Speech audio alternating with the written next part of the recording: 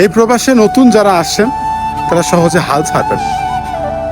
মনে রাখবেন, প্রবাসে যেহেতু আপনি আসছেন, আজ না হোক কাল সফল হবেন একদিন।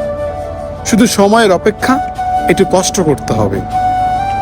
সফল হওয়া যদি এত সহজ হইতো, তাহলে মানুষ ওই বাড়ি ভিটা বন্ধক রেখে এই প্রবাসে আইয়া গোলামি করতো না মানুষের।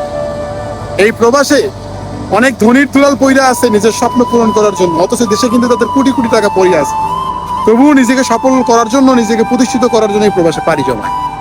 বুঝছেন? তো সফল হওয়া এত সহজ না। যারা নতুন আসছেন, অল্প একটু ধৈর্য ধরেন, আল্লাহর কাছে শুকরিয়া আদায় করেন। মনে রাখবেন, পৃথিবী সবার দুয়ার থেকে ঘুরে আসলে আল্লাহর দুয়ার থেকে ঘুরবেন না আপনি, আল্লাহ আপনাকে ফেরাবে না।